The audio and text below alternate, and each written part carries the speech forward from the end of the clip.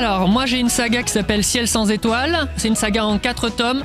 Le premier s'appelle Ambition, le deuxième Compassion, le troisième Négation et le quatrième qui sortira en début d'année prochaine s'appelle Frustration. Mélange science-fiction, fantasy. L'idée c'est que la démocratie s'arrête avec notre siècle. Les hommes se sont lassés de la politique et à coups de guerre, crises, épidémies successives, les entreprises ont commencé à racheter tout ce qu'on voulait bien leur vendre et en l'espace de 60 ans, elles ont racheté toute la planète. Et ça se passe super bien. On a levé tous les monopoles sur les technologies. On a résolu la crise climatique et on se retrouve en 2300. C'est toujours un conglomérat d'entreprises qui dirige. Il n'y a plus de pouvoir civique, mais ça se passe bien. On a une entreprise qui pour la première fois décide d'aller un petit peu plus loin dans l'espace. Elle envoie 2 vaisseaux, sauf qu'au moment où l'un s'éloigne un petit peu trop de notre système, il s'écrase contre une sorte de mur invisible.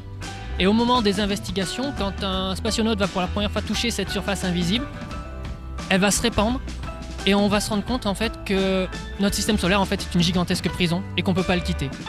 Et au même moment, sur Terre, toutes les créatures merveilleuses qui peuplaient nos contes et légendes depuis la nuit des temps, les fées, les satyres, deviennent visibles aux yeux des hommes.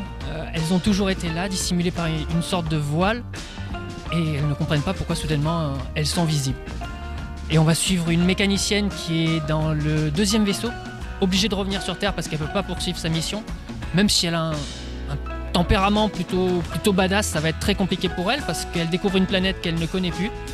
Et en plus de ça, on les accuse d'avoir ouvert la boîte de Pandore. Voilà.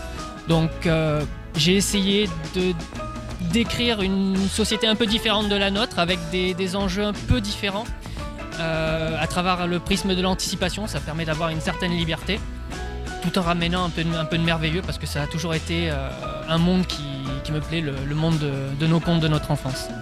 Voilà.